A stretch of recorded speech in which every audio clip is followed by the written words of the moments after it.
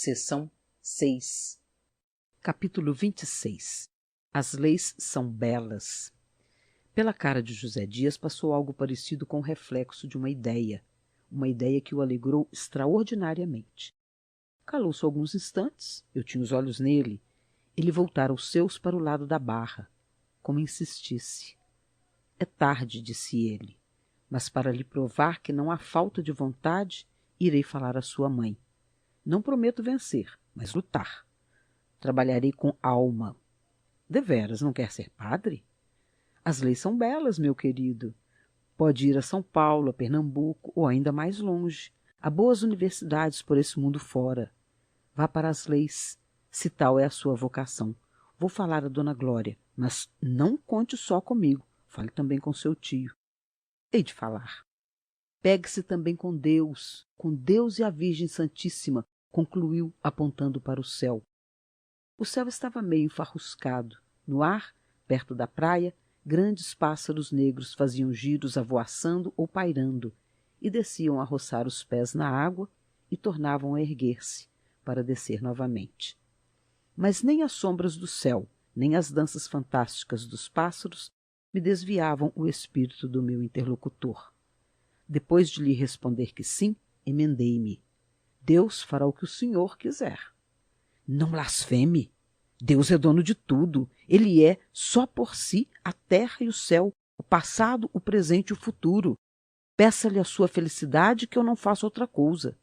Uma vez que você não pode ser padre e prefere as leis são belas, sem desfazer na teologia, que é melhor que tudo, como a vida eclesiástica é a mais santa. Por que não há de ir estudar leis fora daqui? Melhor é ir logo para alguma universidade. E, ao mesmo tempo que estuda, viaja. Podemos ir juntos. Veremos as terras estrangeiras, ouviremos inglês, francês, italiano, espanhol, russo e até sueco. Dona Glória, provavelmente, não poderá acompanhá-lo. Ainda que possa e vá, não quererá guiar os negócios, papéis, matrículas e cuidar de hospedarias e andar com você de um lado para outro. Oh, as leis são belíssimas. Está dito. Pede à mamãe que não me meta no seminário? Pedir, peço, mas pedir não é alcançar. Anjo do meu coração, se vontade de servir é poder de mandar, estamos aqui, estamos a bordo. Ali, você não imagina o que é a Europa. Oh, a Europa! Levantou a perna e fez uma pirueta. Uma das suas ambições era tornar a Europa. Falava dela muitas vezes, sem acabar de tentar minha mãe nem o tio Cosme, por mais que louvasse os ares e as belezas. Não contava com esta possibilidade de ir comigo e lá ficar durante a eternidade dos meus estudos. Estamos a bordo, Bentinho, estamos a bordo. Capítulo 27. Ao portão. Ao portão do passeio, o mendigo estendeu-nos a mão. José Dias passou adiante, mas eu pensei em Capitu e no seminário. Tirei 2 vinténs do bolso e dei-os ao mendigo. Este beijou a moeda. Eu pedi-lhe que rogasse a Deus por mim, a fim de que eu pudesse satisfazer todos os meus desejos. Sim, meu devoto. Chamo-me Bento, acrescentei para esclarecê-lo. Capítulo 28. Na rua. José Dias ia tão contente que trocou o homem dos momentos graves, como era a rua, pelo homem dobradiço e inquieto. Mexia-se todo, falava de tudo, fazia-me parar a cada passo, diante de um mostrador ou de um cartaz de teatro. Contava-me o enredo de algumas peças, recitava monólogos em verso, fez os recados todos, pagou contas, recebeu aluguéis de casa, para si comprou um 20º de loteria. Afinal, o homem teso rendeu o flexível e passou a falar pausado, com superlativos. Não vi que a mudança era natural. Temi que houvesse mudado a resolução assentada e entrei a tratá-lo com palavras e gestos carinhosos até entrarmos no ônibus. Capítulo 29. O Imperador. Em caminho encontramos o imperador, que vinha da escola de medicina. O ônibus em que íamos parou, como todos os veículos. Os passageiros desceram a rua e tiraram o chapéu até que o coche imperial passasse. Quando tornei ao meu lugar, trazia uma ideia fantástica. A ideia de ir ter com o imperador contar-lhe tudo, pedir-lhe a intervenção. Não confiaria esta ideia a Capitu. Sua Majestade pedindo, mamãe cede, pensei comigo. Vi-o então o imperador escutando-me, refletindo e acabando por dizer que sim, que iria falar à minha mãe. Eu beijava-lhe a mão com lágrimas. E logo me achei em casa, à espera, até que ouvi os batedores e o piquete de cavalaria. É o imperador, é o imperador! Toda a gente chegava às janelas para vê-lo passar, mas não passava. O coche parava à nossa porta. O imperador apeava-se e entrava. Grande alvoroço na vizinhança. O imperador entrou em casa de Dona Glória. Que será, que não será? A nossa família saía a recebê-lo. Minha mãe era a primeira que lhe beijava a mão. Então, o imperador, todo risonho, sem entrar na sala ou entrando, não me lembro bem. Os sonhos são muitas vezes confusos.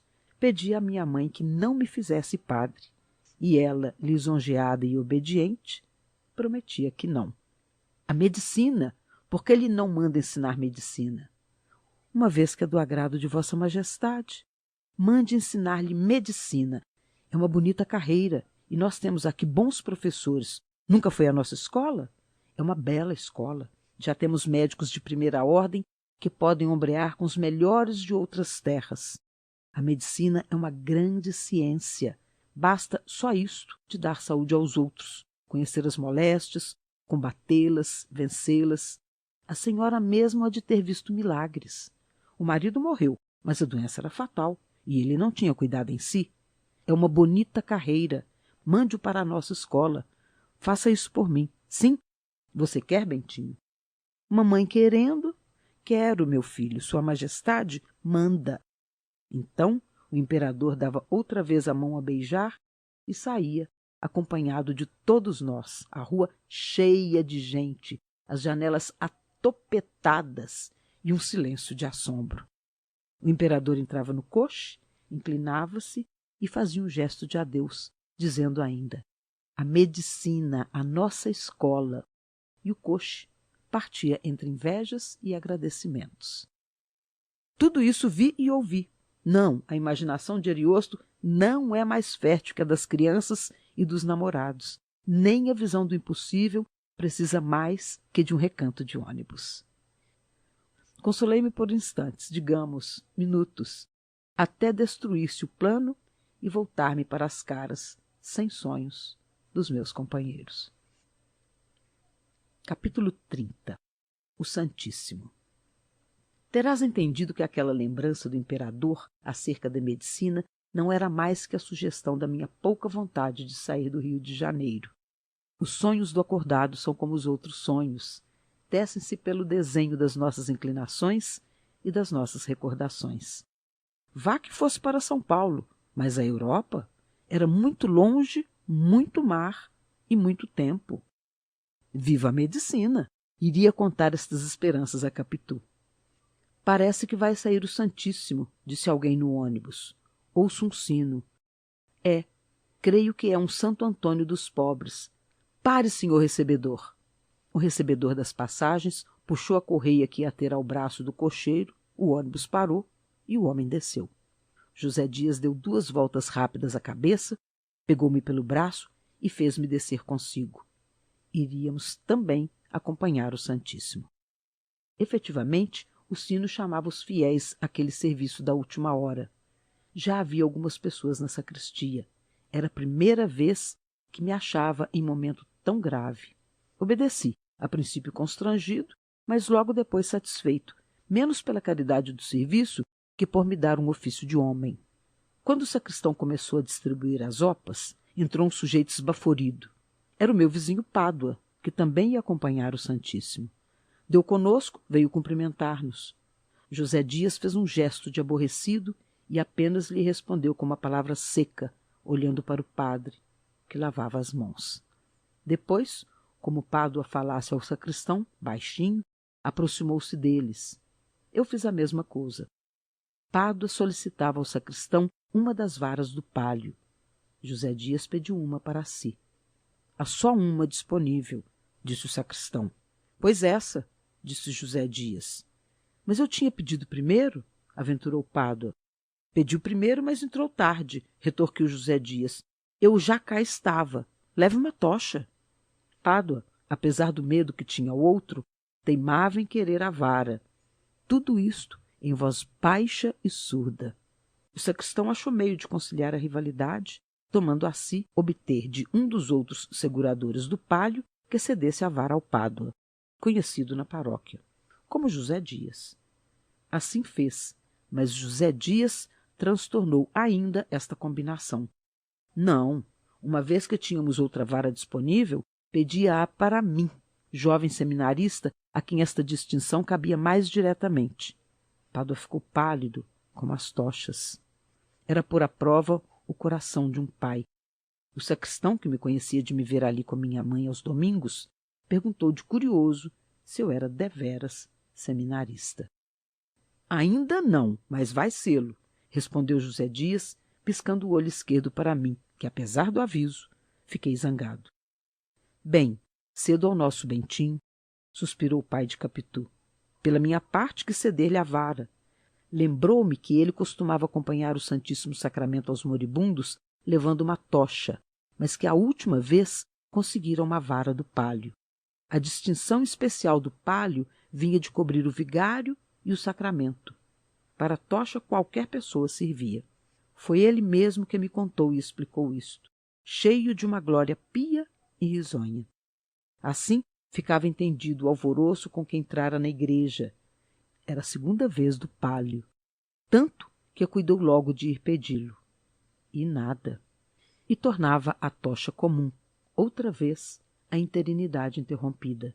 O administrador regressava ao antigo cargo. Quis ceder-lhe a vara.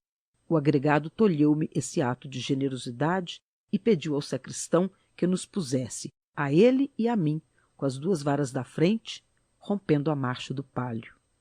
Opas enfiadas, tochas distribuídas e acesas, padre e cibório prontos, o sacristão, de isope e campainha nas mãos, saiu o préstito à rua. Quando me vi com uma das varas passando pelos fiéis que se ajoelhavam, fiquei comovido. Pádua roía a tocha amargamente. É uma metáfora. Não acho outra forma mais viva de dizer a dor e a humilhação do meu vizinho. De resto, não pude mirá-lo por muito tempo, nem ao agregado, que, paralelamente a mim, erguia a cabeça com o ar de ele próprio, o Deus dos exércitos. Com pouco senti-me cansado, os braços caíam-me. Felizmente a casa era perto, na rua do Senado. A enferma era uma senhora viúva, tísica, tinha uma filha de 15 ou 16 anos que estava chorando à porta do quarto. A moça não era formosa, talvez nem tivesse graça. Os cabelos caíam despenteados e as lágrimas faziam-lhe encarquilhar os olhos. Não obstante, o total falava e cativava o coração. O vigário confessou a doente, deu-lhe a comunhão e os santos óleos. O pranto da moça redobrou tanto que senti os meus olhos molhados e fugi. Vim para perto de uma janela. Pobre criatura!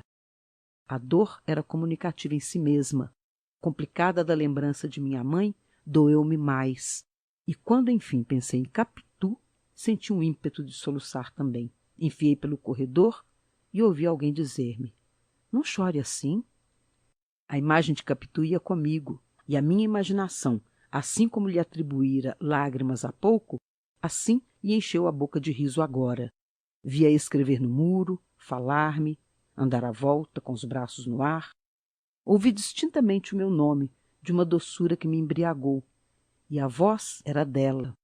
As tochas acesas, tão lúgubres na ocasião, tinham-me ares de um lustre nupcial. Que era lustre nupcial? Não sei. Era alguma coisa contrária à morte, e não vejo outra mais que bodas. Essa nova sensação me dominou tanto que José Dias veio a mim e disse-me ao ouvido em voz baixa: "Não ria assim." Fiquei sério depressa. Era o momento da saída. Peguei da minha vara e, como já conhecia a distância e agora voltávamos para a igreja, o peso da vara era muito pequeno. Demais, o sol cá fora, a animação da rua, os rapazes da minha idade que me fitavam cheios de inveja, as devotas que chegavam às janelas ou entravam nos corredores e se ajoelhavam à nossa passagem, tudo me enchia a alma de lepidez nova. Pádua, ao contrário, ia mais humilhado. Apesar de substituído por mim, não acabava de se consolar da tocha, da miserável tocha. E, contudo, havia outros que também traziam tocha e apenas mostravam a compostura do ato. Não iam garridos, mas também não iam tristes. Via-se que caminhavam com honra. Fim da seção 6. Seção 7, capítulo 31. As curiosidades de Capitu. Capitu preferia tudo ao seminário. Em vez de ficar abatida com a ameaça da larga separação, se vingasse a ideia da Europa, mostrou-se satisfeita. E quando eu lhe contei o meu sonho imperial, não, Bentinho, deixemos o imperador sossegado, replicou. Fiquemos por ora com a promessa de José Dias. Quando é que lhe disse que falaria à sua mãe? Não marcou o dia. Prometeu que ia ver, que falaria logo que pudesse e que me pegasse com Deus. Capitu quis que lhe repetisse as respostas todas do agregado, as alterações do gesto e até a pirueta, que apenas lhe contara. Pedia o som das palavras. Era minuciosa e atenta. A narração e o diálogo, tudo parecia remoer consigo. Também se pôde dizer que conferia, rotulava e pregava na memória a minha exposição. Esta imagem é porventura melhor que a outra, mas a ótima delas é nenhuma. Capitu era Capitu, isto é, uma criatura muito particular, mais mulher do que eu era homem. Se ainda o não disse, aí fica. Se disse, fica também. Há conceitos que se devem incutir na alma do leitor à força de repetição. Era também mais curiosa. As curiosidades de Capitu dão para um capítulo. Eram de várias espécies, explicáveis e inexplicáveis, assim úteis como inúteis, umas graves, outras frívolas. Gostava de saber tudo. No colégio, onde desde os 7 anos aprendera a ler, escrever e contar, francês, doutrina e obras de agulha, não aprendeu, por exemplo, a fazer renda. Por isso mesmo, quis que prima Justina lhe ensinasse. Se não estudou latim com o padre Cabral, foi porque o padre, depois de lhe propor gracejando, acabou dizendo que latim não era língua de meninas. Capitu confessou-me um dia que esta razão acendeu nela o desejo de o saber. Em compensação, quis aprender inglês com um velho professor amigo do pai e parceiro deste ao solo, mas não foi adiante. Tio Cosme ensinou-lhe gamão. Anda, apanhar um capotinho, Capitu, dizia-lhe ele. Capitu obedecia e jogava com facilidade, com atenção. Não sei se se diga com amor. Um dia fui achá-la desenhando a lápis um retrato. Dava os últimos rasgos e pediu-me que esperasse para ver se estava parecido. Era o de meu pai, copiado da tela que minha mãe tinha na sala e que ainda agora está comigo. Perfeição não era, ao contrário, os olhos saíram esbugalhados e os cabelos eram pequenos círculos uns sobre os outros. Mas não tendo ela rudimento algum de arte, e havendo feito aquilo de memória em poucos minutos, achei que era obra de muito merecimento. Descontai-me a idade e a simpatia. Ainda assim, estou que aprenderia facilmente pintura, como aprendeu música mais tarde. Já então namorava o piano da nossa casa, velho traste inútil, apenas de estimação.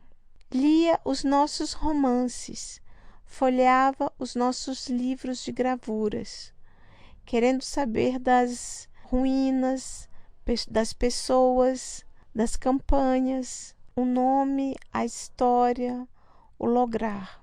José Dias dava-lhe essas notícias com certo orgulho de erudito. A erudição deste não avultava muito mais que a sua homeopatia de cantagalo.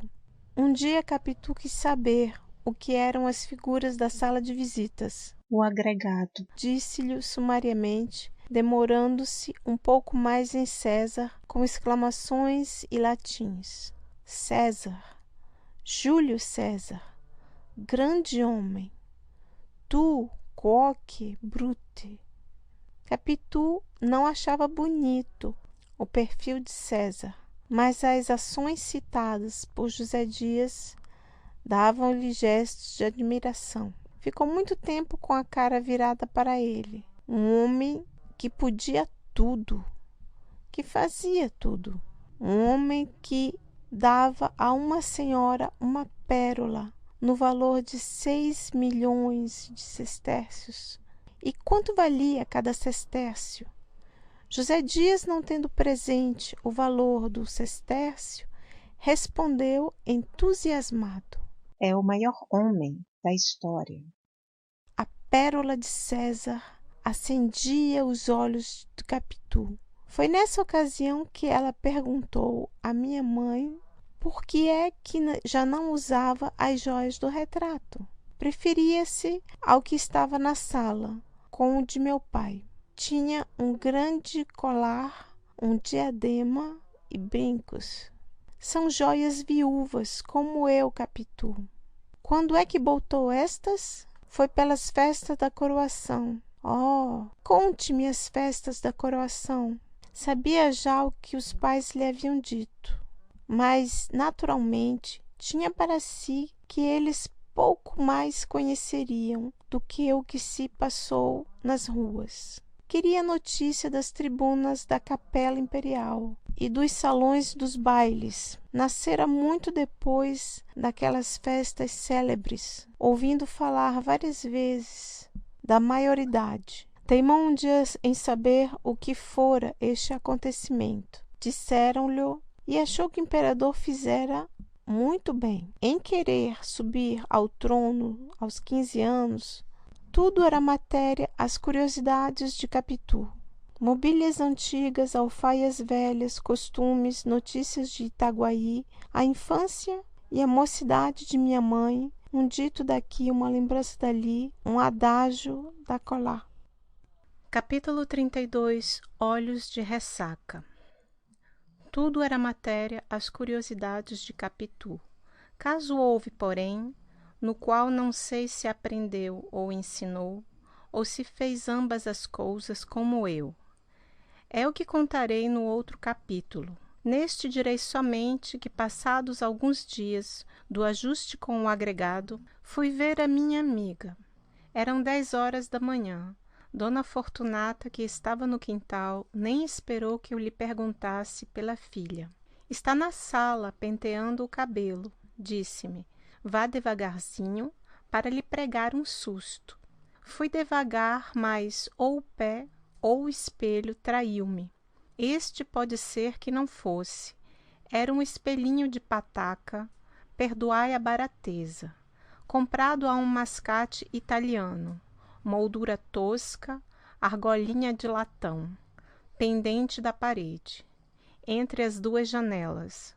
Se não foi ele, foi o pé, um ou outro. A verdade é que apenas entrei na sala, pente, cabelos, toda ela voou pelos ares, e só lhe ouvi esta pergunta: há alguma coisa? Não há nada, respondi. Vim ver você antes que o padre Cabral chegue para a lição. Como passou a noite? Eu bem. José Dias ainda não falou? Parece que não. Mas então, quando fala?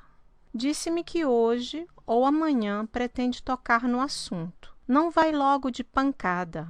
Falará assim por alto e por longe, um toque. Depois entrará em matéria. Quer primeiro ver se mamãe tem a resolução feita. Que tem, interrompeu Capitu.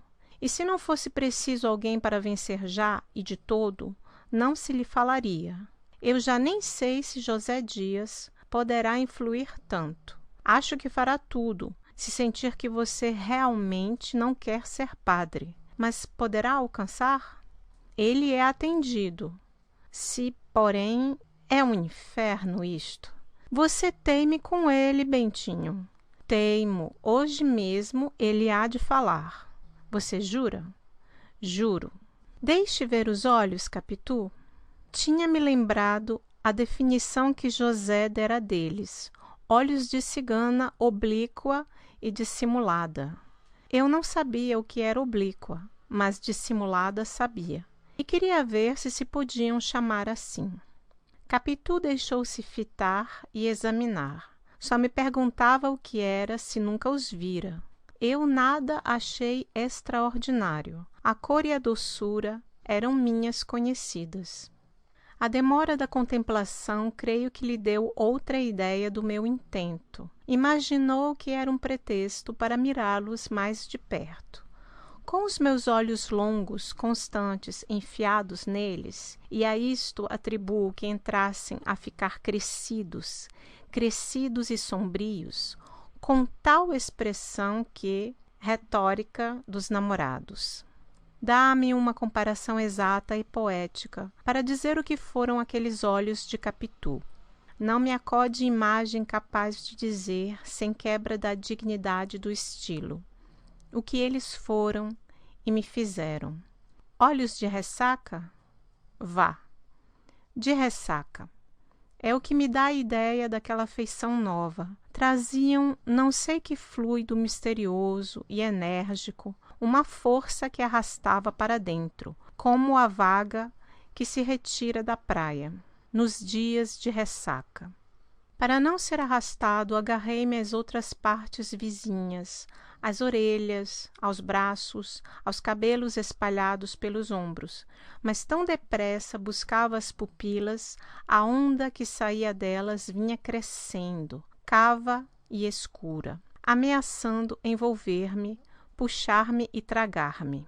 Quantos minutos gastamos naquele jogo? Só os relógios do céu terão marcado esse tempo infinito e breve. A eternidade tem as suas pêndulas, nem por não acabar nunca, deixa de querer saber a duração das felicidades e dos suplícios. Há de dobrar o gozo aos bem-aventurados do céu, conhecer a soma dos tormentos que já terão padecido no inferno os seus inimigos. Assim também, a quantidade das delícias que terão gozado no céu, os seus desafetos, aumentará as dores aos condenados do inferno. Este outro suplício escapou ao divino Dante. Mas eu não estou aqui para emendar poetas. Estou para contar que, ao cabo de um tempo não marcado, agarrei-me definitivamente aos cabelos de Capitu, mas então com as mãos, e disse-lhe, para dizer alguma coisa que era capaz de espentear se quisesse: você, eu mesmo, vai embaraçar-me o cabelo todo, isso sim. Se embaraçar, você desembaraça depois. Vamos ver. Capítulo 33. O penteado. Capitu deu-me as costas, voltando-se para o espelhinho. Peguei-lhe dos cabelos, colhi-os todos e entrei a alisá-los com um pente, desde a testa até as últimas pontas que lhe desciam a cintura. Em pé não dava jeito. Não esquecestes que ela era um nadinha mais alta que eu? Mas ainda que fosse da mesma altura, pedi-lhe que se sentasse. Senta aqui, é melhor. Sentou-se. Vamos ver o grande cabeleireiro, disse-me rindo. Continuei a alisar os cabelos com muito cuidado e dividi-os em 2 porções iguais, para compor as 2 tranças. Não as fiz logo nem assim depressa, como podem supor os cabeleireiros de ofício, mas devagarinho, saboreando pelo tato aqueles fios grossos que eram parte dela. O trabalho era atrapalhado, às vezes por desazo, outras de propósito, para desfazer o feito e refazê-lo. Os dedos roçavam na nuca da pequena ou nas espáduas vestidas de chita, e a sensação era um deleite. Mas enfim os cabelos iam acabando, por mais que eu os quisesse intermináveis. Não pedi ao céu que eles fossem tão longos como os da aurora, porque não conhecia ainda esta divindade que os velhos poetas me apresentaram depois, mas desejei penteá-los por todos os séculos dos séculos, tecer 2 tranças que pudessem envolver o infinito por um número inominável de vezes. Se isto vos parecer enfático, desgraçado leitor, é que nunca penteastes uma pequena, nunca pusestes as mãos adolescentes na jovem cabeça de uma ninfa. Uma ninfa. Todo eu estou mitológico. Ainda há pouco, falando dos seus olhos de ressaca, cheguei a escrever Tétis. Risquei Tétis. Risquemos ninfa. Digamos somente uma criatura amada. Palavra que envolve todas as potências cristãs e pagãs. Enfim, acabei as 2 tranças. Onde estava a fita para atar-lhe as pontas? Em cima da mesa. Um triste pedaço de fita enxovalhada.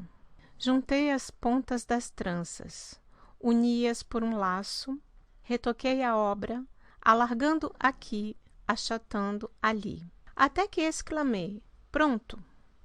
Estará bom? Veja no espelho.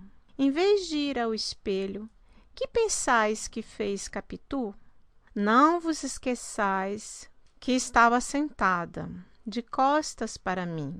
Capitu derreou a cabeça a tal ponto que me foi preciso acudir com as mãos e ampará-la. O espaldar da cadeira era baixo. Inclinei-me depois sobre ela, rosto a rosto, mas trocados, os olhos de um na linha da boca do outro. Pedi-lhe que levantasse a cabeça, podia ficar tonta, machucar o pescoço. Cheguei a dizer-lhe que estava feia, mas nem esta razão a moveu. Levanta, Capitu! Não quis, não levantou a cabeça. E ficamos assim a olhar um para o outro, até que ela abrochou os lábios, eu desci os meus e... Grande foi a sensação do beijo. Capitu ergueu-se rápida. Eu recuei até a parede, com uma espécie de vertigem. Sem fala, os olhos escuros. Quando eles me clarearam, vi que Capitu tinha os seus no chão. Não me atrevi a dizer nada, ainda que quisesse. Faltava-me língua. Preso, atordoado, não achava gesto nem ímpeto que me descolasse da parede e me atirasse a ela com 1000 palavras cálidas e mimosas. Não mofes dos meus 15 anos, leitor precoce. Com 17, Des-Grieux, e mais era Des-Grieux, não pensava ainda na diferença dos sexos. Capítulo 34. Sou homem. Ouvimos passos no corredor. Era Dona Fortunata. Capitu compôs-se depressa. Tão depressa que, quando a mãe apontou a porta, ela abanava a cabeça e ria. Nenhum laivo amarelo, nenhuma contração de acanhamento. Um riso espontâneo e claro, que ela explicou por estas palavras alegres. Mamãe, olhe como este senhor cabeleireiro me penteou. Pediu-me para acabar o penteado e fez isto. Veja que tranças. Que tem? Acudiu a mãe, transbordando de benevolência. Está muito bem. Ninguém dirá que é de pessoa que não sabe pentear. O que, mamãe? Isto? Redarguiu Capitu, desfazendo as tranças. Ora, mamãe. E com um enfadamento gracioso e voluntário, que às vezes tinha, pegou do pente e alisou os cabelos para renovar o penteado. Dona Fortunata chamou-lhe tonta e disse-me que não fizesse caso. Não era nada. Maluquices da filha. Olhava com ternura para mim e para ela. Depois parece-me que desconfiou, vendo-me calado, enfiado, cosido à parede. Achou talvez que houvera entre nós algo mais que penteado, e sorriu por dissimulação. Como eu quisesse falar também para disfarçar o meu estado, chamei algumas palavras cá de dentro.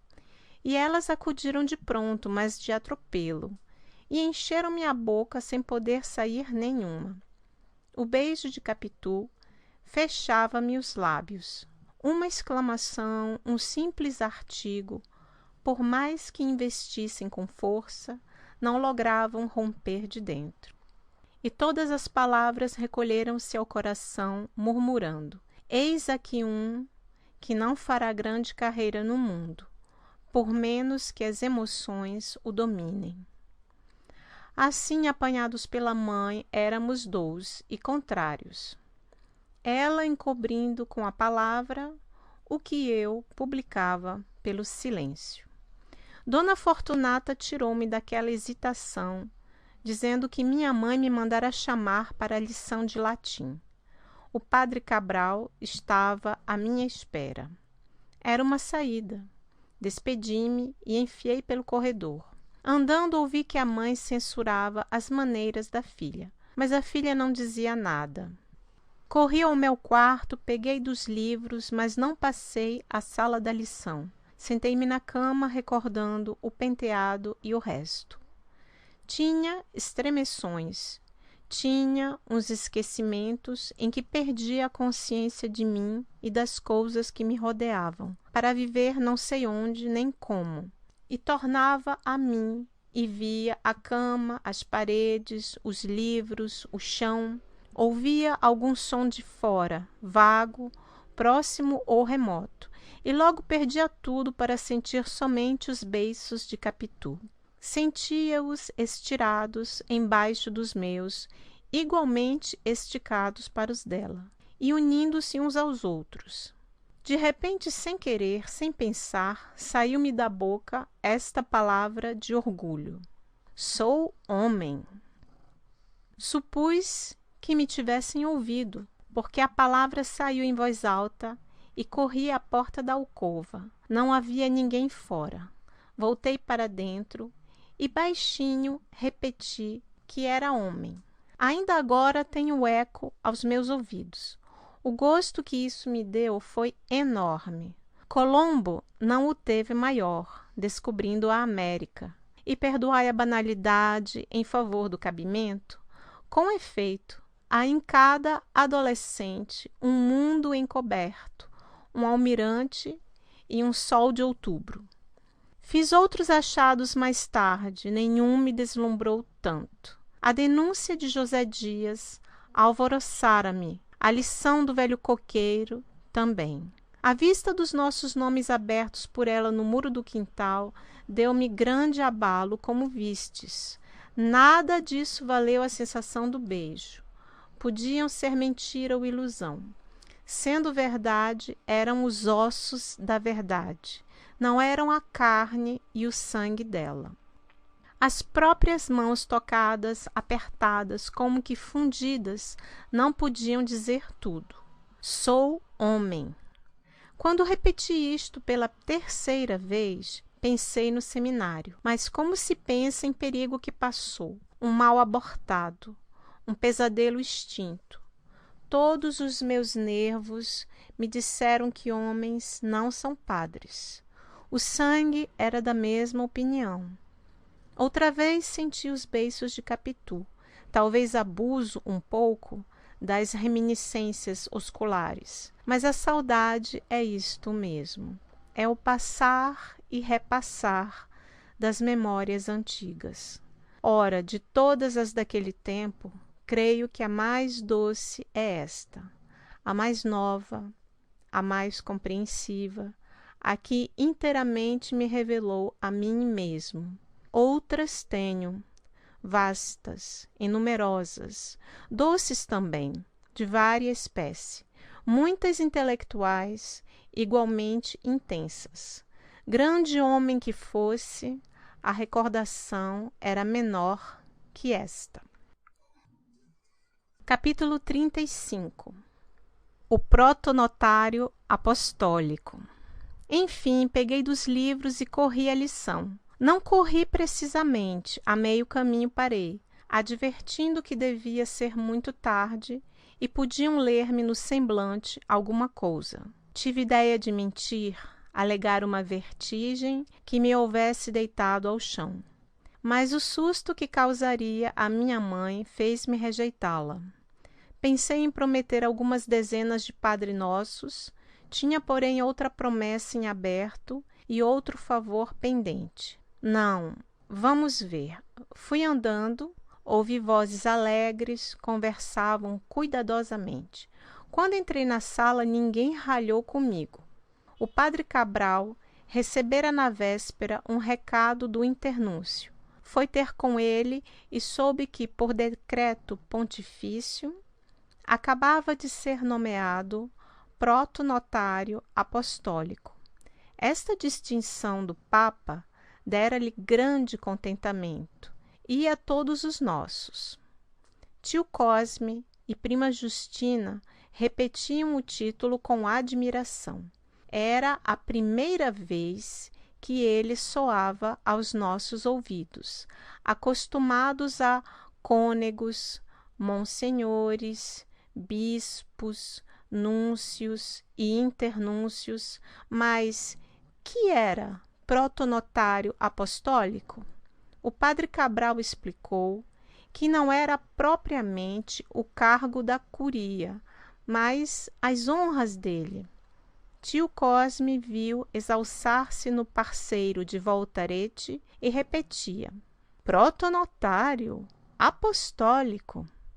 E voltando-se para mim: prepara-te, Bentinho, tu podes vir a ser protonotário apostólico. Cabral ouvia com gosto a repetição do título. Estava em pé, dava alguns passos, sorria ou tamborilava na tampa da boceta. O tamanho do título com que lhe dobrava a magnificência, posto que, para ligá-lo ao nome, era demasiado comprido, esta segunda reflexão foi tio Cosme que a fez. Padre Cabral acudiu que não era preciso dizê-lo todo. Bastava que lhe chamassem o protonotário Cabral. Subentendia-se apostólico. Protonotário Cabral. Sim, tem razão. Protonotário Cabral. Mas, senhor protonotário, acudiu prima Justina para se ir acostumando ao uso do título. Isto o obriga a ir a Roma? Não, dona Justina. Não, são só as honras, observou minha mãe.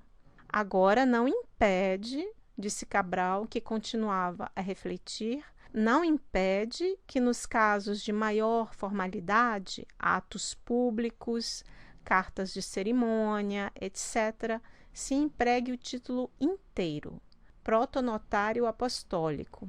No uso comum, basta protonotário. Justamente, assentiram todos. José Dias, que entrou pouco depois de mim, aplaudiu a distinção e recordou a propósito os primeiros atos políticos de Pio IX, grandes esperanças da Itália, mas ninguém pegou do assunto. O principal da hora e do lugar era o meu velho mestre de latim. Eu, voltando a mim do receio, entendi que devia cumprimentá-lo também. E este aplauso não lhe foi menos ao coração que os outros. Bateu-me na bochecha paternalmente e acabou dando-me férias. Era muita felicidade para uma só hora. Um beijo e férias. Creio que o meu rosto disse isto mesmo, porque tio Cosme, sacudindo a barriga, chamou-me Peralta. Mas José Dias corrigiu a alegria.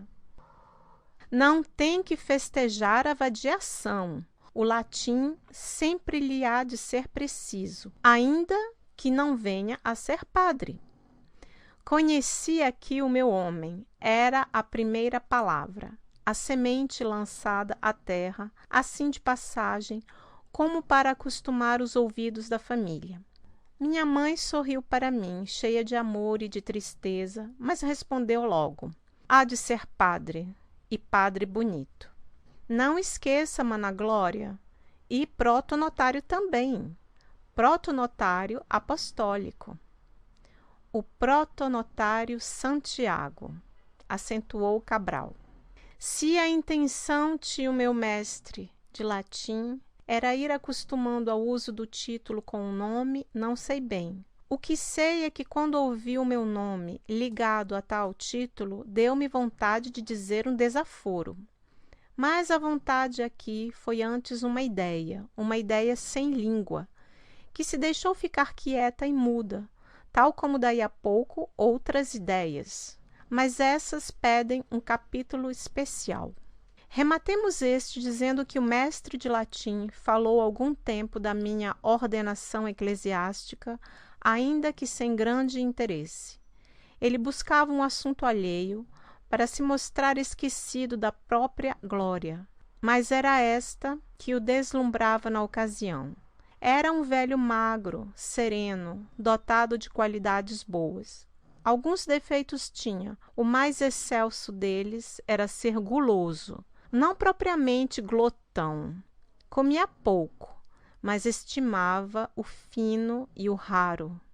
E a nossa cozinha, se era simples, era menos pobre que a dele. Assim, quando minha mãe lhe disse que viesse jantar, a fim de se lhe fazer uma saúde, os olhos com que aceitou seriam de protonotário, mas não eram apostólicos. E para agradar a minha mãe, novamente pegou em mim, descrevendo o meu futuro eclesiástico, e queria saber se ia para o seminário agora, no ano próximo, e oferecia-se a falar ao senhor bispo, tudo marchetado do protonotário Santiago. Fim da sessão 7. Seção 8. Capítulo 36. Ideia sem pernas, ideia sem braços. Deixei-os a pretexto de brincar e fui-me outra vez a pensar na aventura da manhã. Era o que melhor podia fazer, sem latim e até com latim. Ao cabo de 5 minutos, lembrou-me ir correndo à casa vizinha, agarrar Capitu, desfazer-lhe as tranças, refazê-las e concluí-las daquela maneira particular, boca sobre boca. É isto. Vamos, é isto. Ideia só. Ideia sem pernas. As outras pernas não queriam correr nem andar. Muito depois é que saíram, vagarosamente, e levaram-me à casa de Capitu.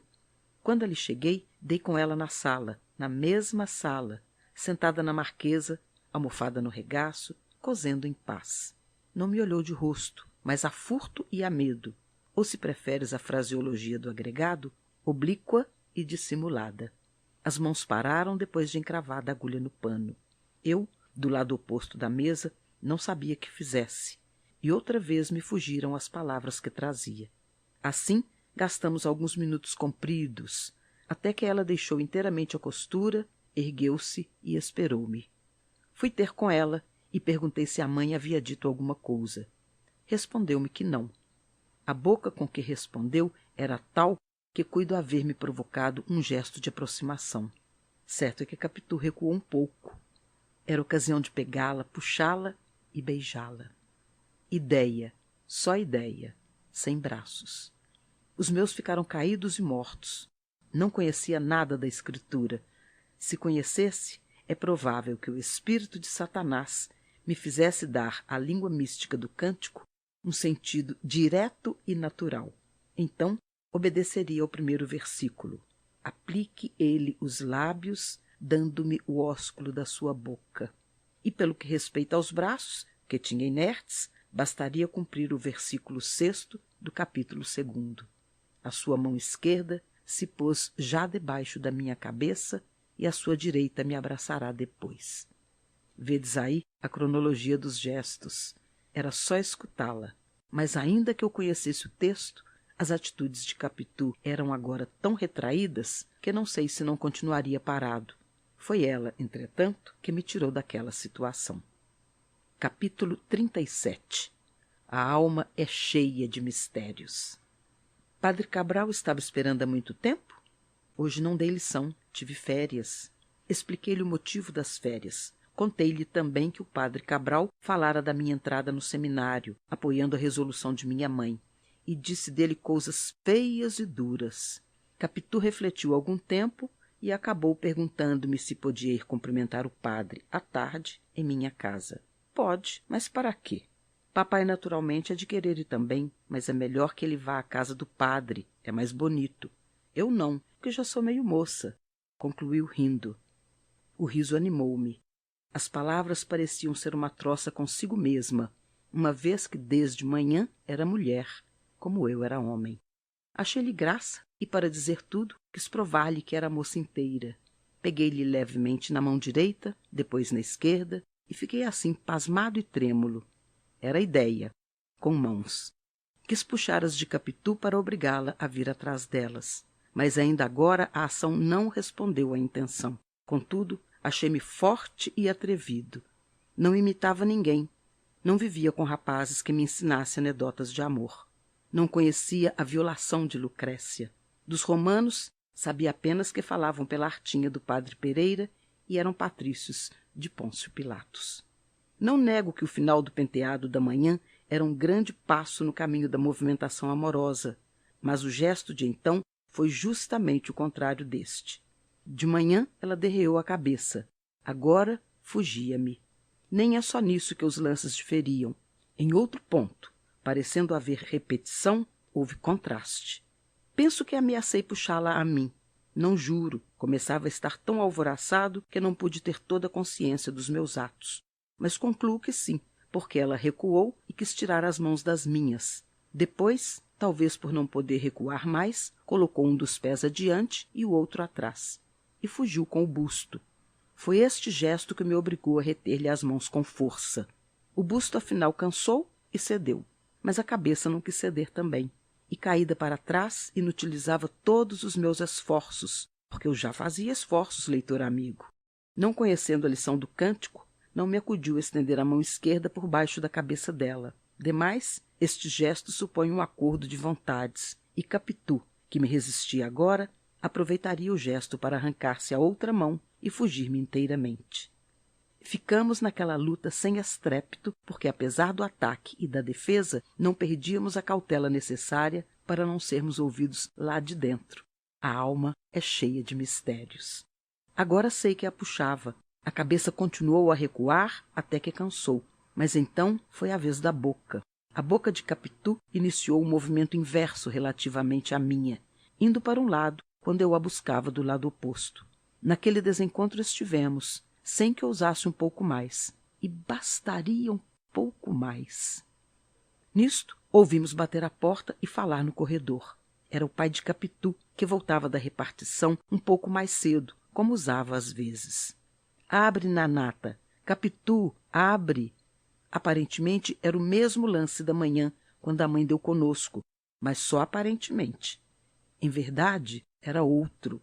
Considerai que de manhã tudo estava acabado, e o passo de Dona Fortunata foi um aviso para que nos compuséssemos. Agora lutávamos com as mãos presas, e nada estava sequer começado. Ouvimos o ferrolho da porta que dava para o corredor interno.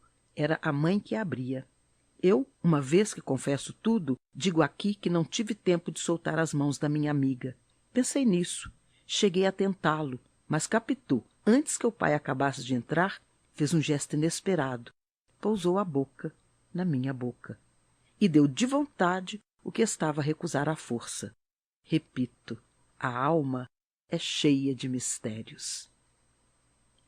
Capítulo 38. Que susto, meu Deus!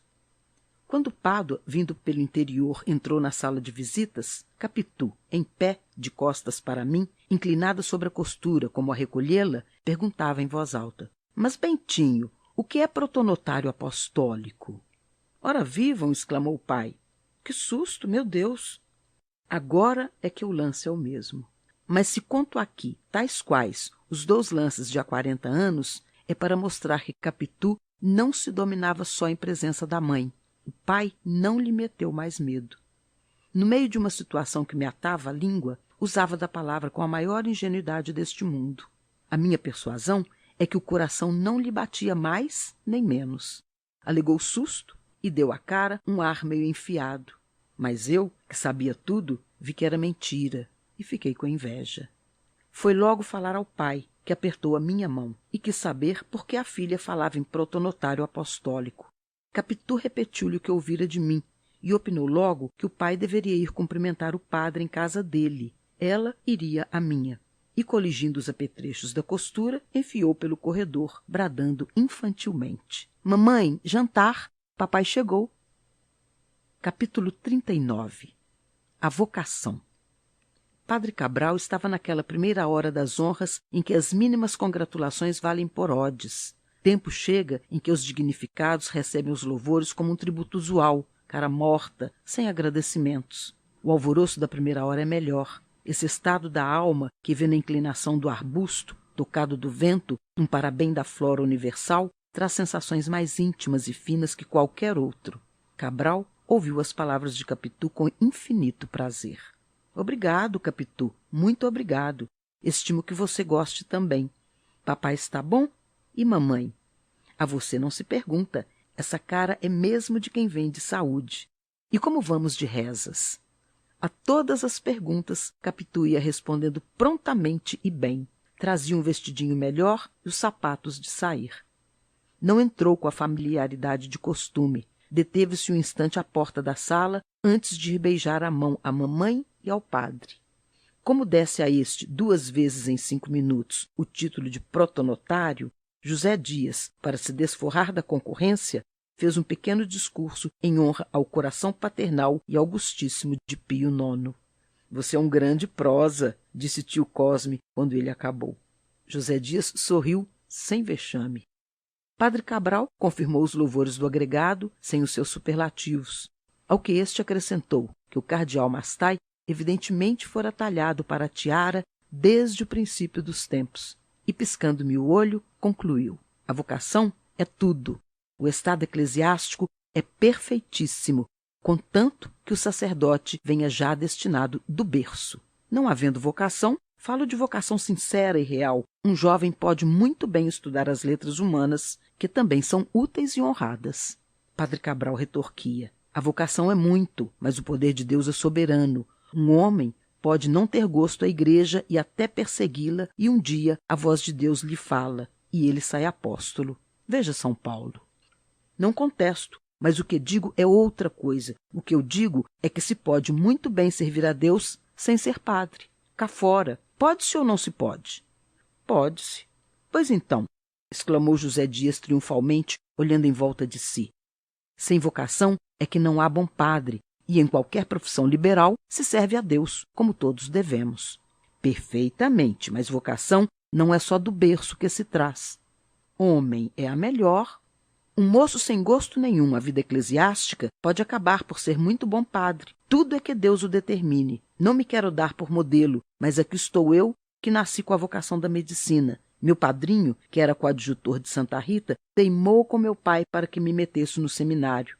Meu pai cedeu. Pois, senhor, tomei tal gosto aos estudos e à companhia dos padres que acabei ordenando-me. Mas suponha que não acontecia assim e que eu não mudava de vocação. O que é que acontecia? Tinha estudado no seminário algumas matérias que é bom saber e são sempre melhor ensinadas naquelas casas.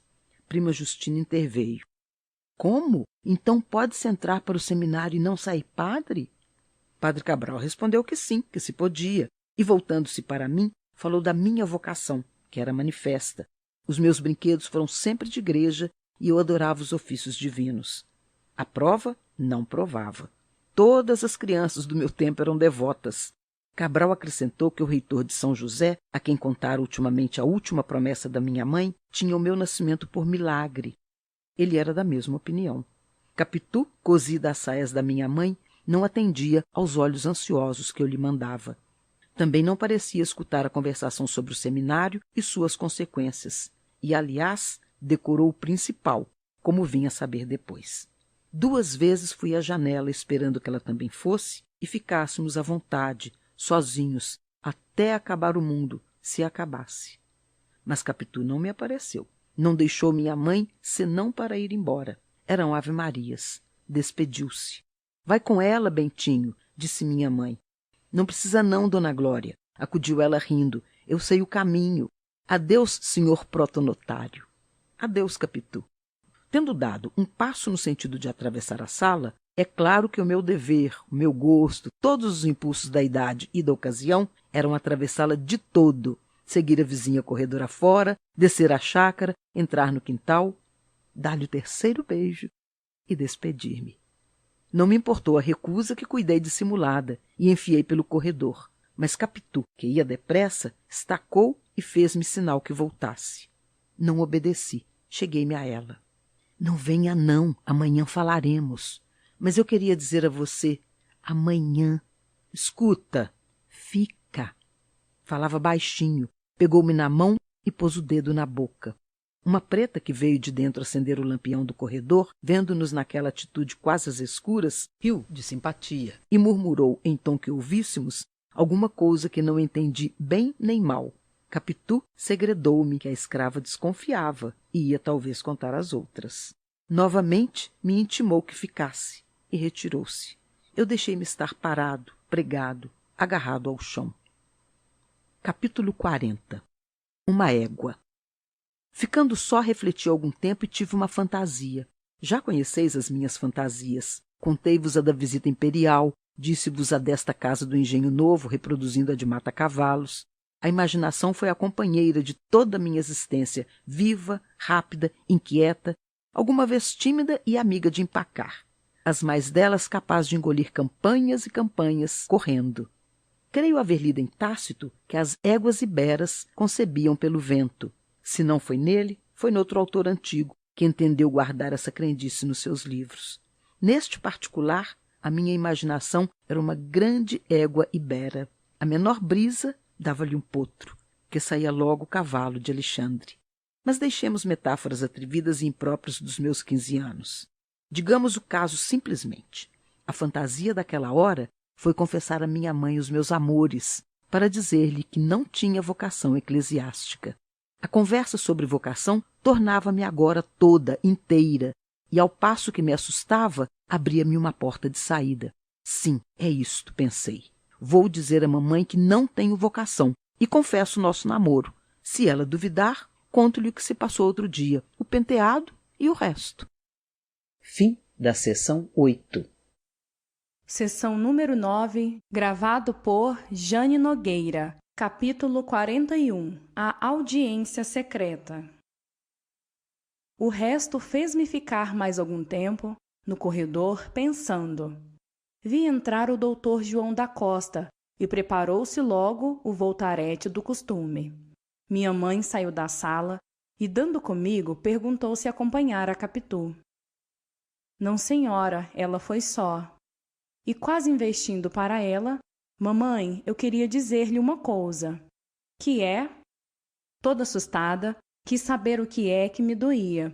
Se a cabeça, se o peito, se o estômago, e apalpava-me a testa para ver se tinha febre. Não tenho nada, não, senhora. Mas então o que é? É uma coisa, mamãe. Mas escute, olhe, é melhor depois do chá, logo. Não é nada mal. Mamãe assusta-se por tudo, não é cousa de cuidado. Não é moléstia? Não, senhora. Isso é volta de constipação. Disfarças para não tomar suadouro, mas tu estás constipado, conhece-se pela voz. Tentei rir para mostrar que não tinha nada, nem por isso permitiu adiar a confidência. Pegou em mim, levou-me ao quarto dela, acendeu vela e ordenou que lhe dissesse tudo. Então eu perguntei-lhe para principiar quando é que ia para o seminário. Agora só para o ano, depois das férias. Vou para ficar? Como ficar? Não volto para casa? Voltas aos sábados e pelas férias é melhor. Quando te ordenares padre, vens morar comigo. Enxuguei os olhos e o nariz. Ela afagou-me, depois quis repreender-me, mas creio que a voz lhe tremia, e pareceu-me que tinha os olhos úmidos. Disse-lhe que também sentia nossa separação. Negou que fosse separação, era só alguma ausência, por causa dos estudos, só os primeiros dias. Em pouco tempo, eu me acostumaria aos companheiros e aos mestres e acabaria gostando de viver com eles. Eu só gosto de mamãe. Não houve cálculo nesta palavra, mas estimei dizê-la, por fazer crer que ela era a minha única afeição. Desviava as suspeitas de cima de Capitu.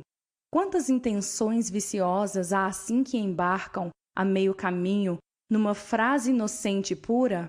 Chega a fazer suspeitar que a mentira é, muita vez, tão involuntária como a transpiração.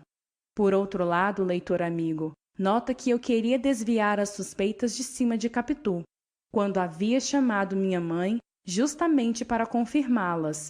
Mas as contradições são deste mundo. A verdade é que minha mãe era candida como a primeira aurora, anterior ao primeiro pecado, nem por simples intuição era capaz de deduzir uma coisa de outra, isto é, não concluiria da minha repentina oposição que eu andasse em segredinhos com Capitu, como lhe dissera José Dias.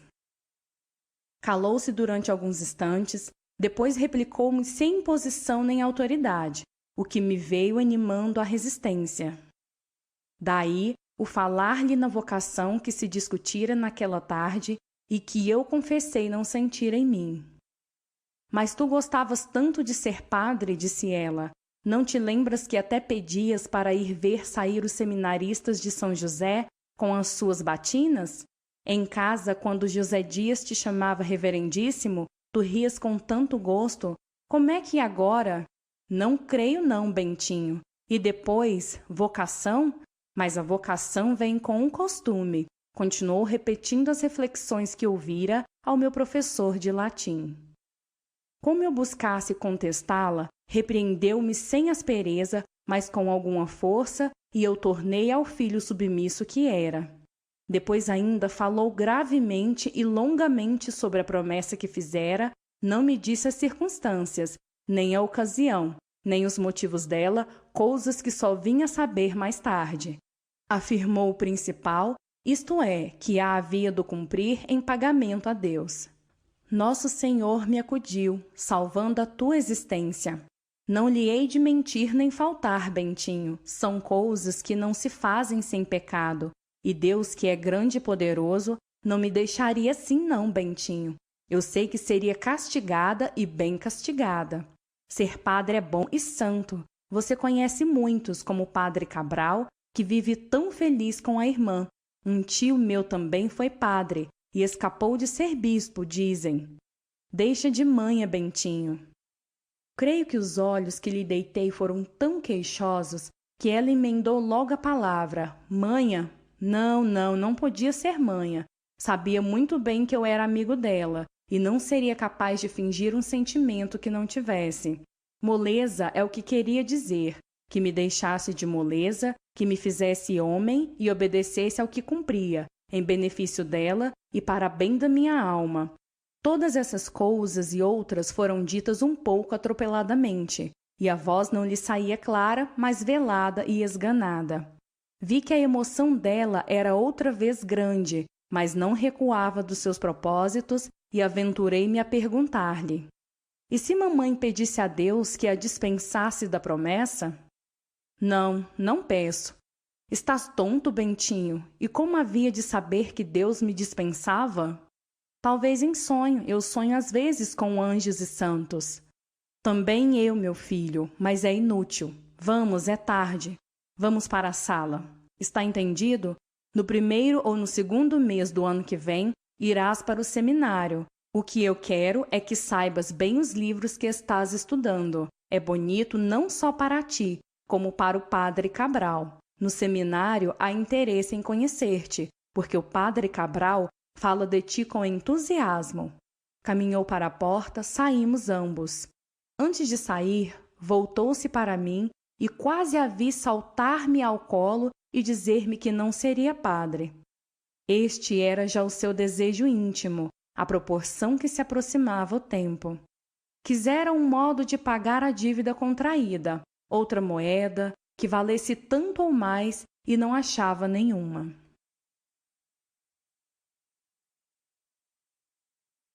Capítulo 42. Capitu refletindo. No dia seguinte, fui à casa vizinha logo que pude. Capitu despedia-se de 3 amigas que tinha ido visitá-la. Paula e Sândia, companheiras de colégio, aquela de 15, essa de 16 anos, a primeira filha de um médico, a segunda de um comerciante de objetos americanos. Estava abatida, trazia um lenço atado na cabeça. A mãe contou-me que fora excesso de leitura na véspera. Antes e depois do chá, na sala e na cama até muito depois da meia-noite, e com lamparina. Se eu acendesse vela, mamãe zangava-se, já estou boa.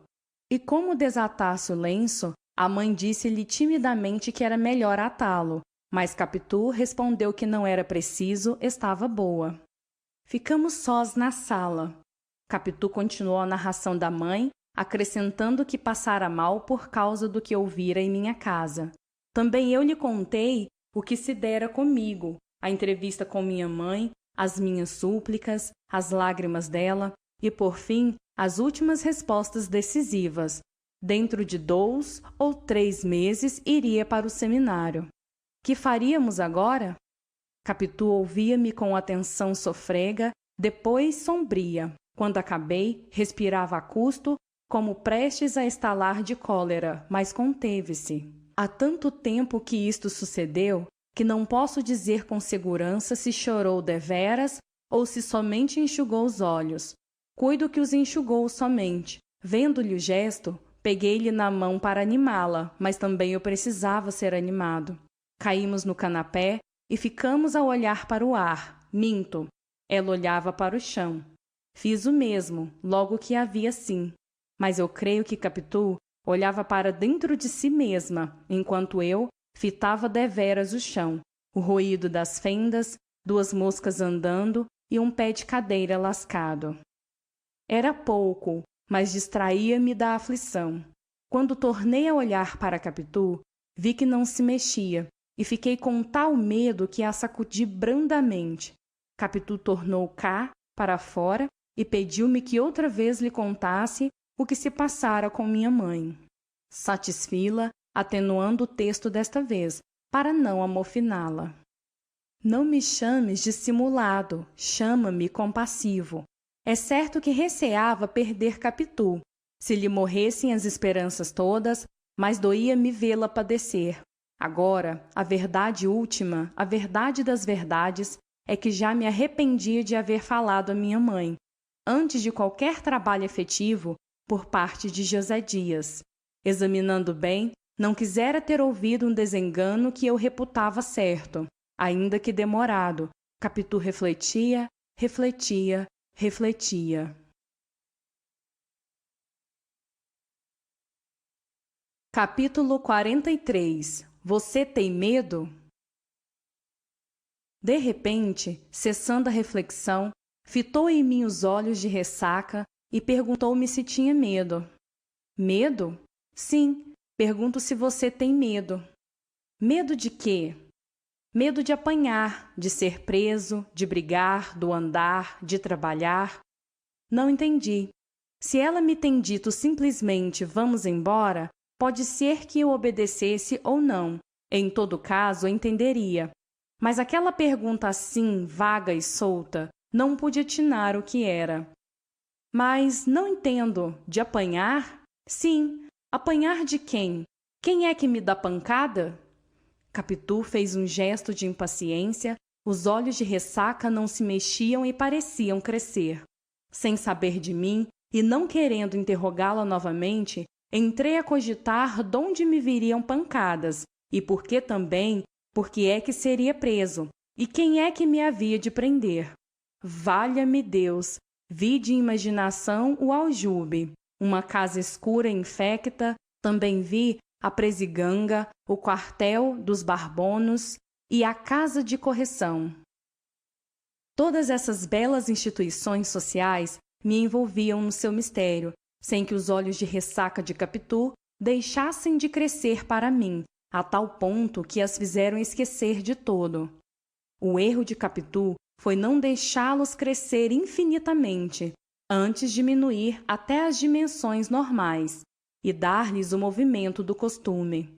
Capitu tornou ao que era, disse-me que estava brincando, não precisava afligir-me e, com um gesto cheio de graça, bateu-me na casa sorrindo e disse: medroso! Eu? Mas não é nada, Bentinho, pois quem é que há de dar pancada ou prender você? Desculpe que eu hoje estou meia maluca. Quero brincar e...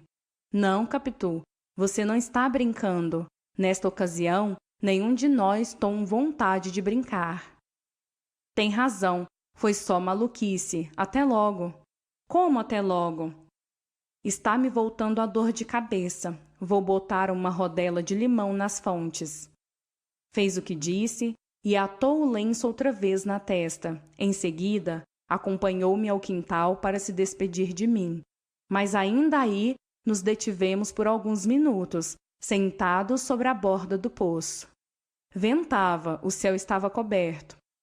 Capitu falou novamente da nossa separação, como de um fato certo e definitivo, por mais que eu, receioso disso mesmo, buscasse agora razões para animá-la. Capitu, quando não falava, riscava no chão com um pedaço de taquara, narizes e perfis. Desde que se metera a desenhar, era uma das suas diversões. Tudo lhe servia de papel e lápis. Como me lembrassem dos nossos nomes abertos por ela no muro, quis fazer o mesmo no chão e pedi-lhe a taquara. Não me ouviu ou não me atendeu.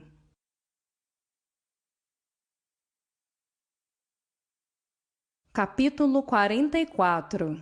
O primeiro filho. D.K., deixe escrever uma coisa. Capitu olhou para mim, mas de um modo que me fez lembrar a definição de José Dias, oblíquo e dissimulado. Levantou o olhar, sem levantar os olhos. A voz, um tanto sumida, perguntou-me: diga-me uma coisa, mas fale a verdade. Não quero disfarce. Há de responder com o coração na mão. Que é? Diga. Se você tivesse de escolher entre mim e sua mãe, a quem é que escolhia? Eu? Fez sinal que sim. Eu escolhia... Mas para que escolher? Mamãe não é capaz de me perguntar isso. Pois sim, mas eu pergunto. Suponha que você está no seminário e recebe a notícia de que eu vou morrer.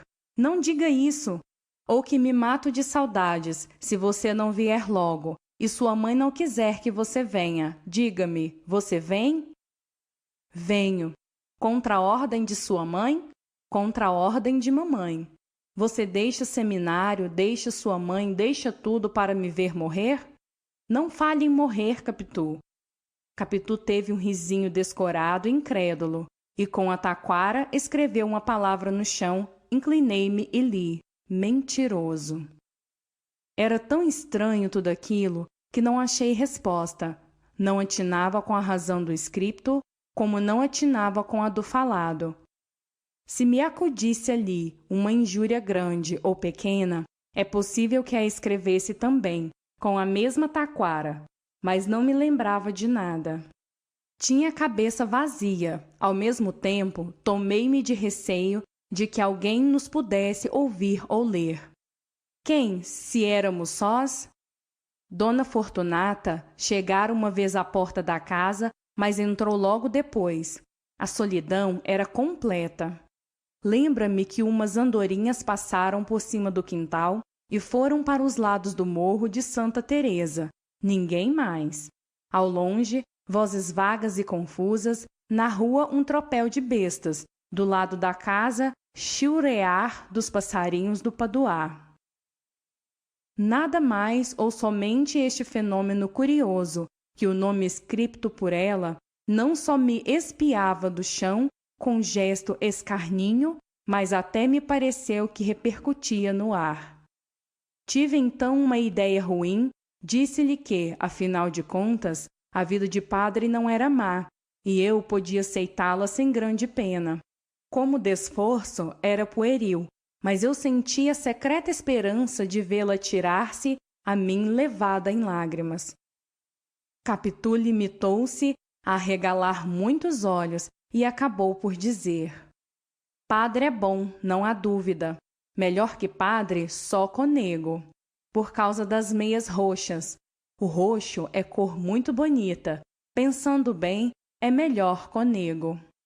Mas não se pode ser conego sem ser primeiramente padre. disse-lhe eu, mordendo os beiços. Bem, comece pelas meias pretas, depois virão as roxas. O que eu não quero perder é a sua missa nova. Avise-me a tempo para fazer um vestido à moda, saia balão e babados grandes. Mas talvez nesse tempo a moda seja outra. A igreja há de ser grande, Carmo ou São Francisco. Ou Candelária. Candelária também. Qualquer sorve, contanto que eu ouça a missa nova. Hei de fazer um figurão. Muita gente há de perguntar: quem é aquela moça faceira que ali está com um vestido tão bonito? Aquela é Dona Capitolina, uma moça que morou na rua de Matacavalos. Que morou? Você vai mudar-se? Quem sabe onde é que há de morar amanhã? Disse ela com um tom leve de melancolia, mas tornando logo ao sarcasmo. E você no altar, metido na alva, com a capa de ouro por cima, cantando Pater Noster. Ah, como eu sinto não ser um poeta romântico para dizer que isto era um duelo de ironias. Contaria os meus botes e os dela. A graça de um e a prontidão de outro, e o sangue correndo e o furor na alma, até o meu golpe final que foi este. Pois sim, Capitu, você ouvirá a minha missa nova, mas com uma condição, ao que ela respondeu. Vossa Reverendíssima pode falar. Promete uma coisa? Que é? Diga se promete. Não sabendo o que é, não prometo. A falar verdade são duas coisas, continuei eu, por haver-me acudido outra ideia. Duas? Diga quais são. A primeira é que só se há de confessar comigo para eu lhe dar a penitência e a absolvição.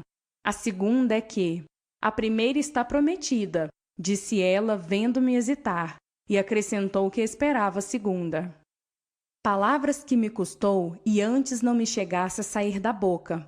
Não ouviria o que ouvi e não escreveria aqui uma coisa que vai talvez achar incrédulos. A segunda, sim, é que promete-me que seja eu o padre que case você? Que me case? Disse ela um tanto comovida. Logo depois, fez descair os lábios e abanou a cabeça. Não, Bentinho, disse, seria esperar muito tempo. Você não vai ser padre já amanhã. Leva muitos anos. Olhe, prometo outra coisa. Prometo que há de batizar o meu primeiro filho. Capítulo 45. Abane a cabeça, leitor. Abane a cabeça, leitor. Faça todos os gestos de incredulidade. Chegue a deitar fora este livro. Se o tédio já o não obrigou a isso antes, tudo é possível. Mas se o não fez antes e só agora, fio que torne a pegar do livro e o que abra na mesma página, sem crer por isso na veracidade do autor.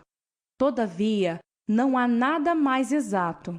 Foi assim mesmo que Capitu falou, com tais palavras e maneiras. Falou do primeiro filho como se fosse a primeira boneca. Quanto ao meu espanto, se também foi grande, veio de mistura com uma sensação esquisita.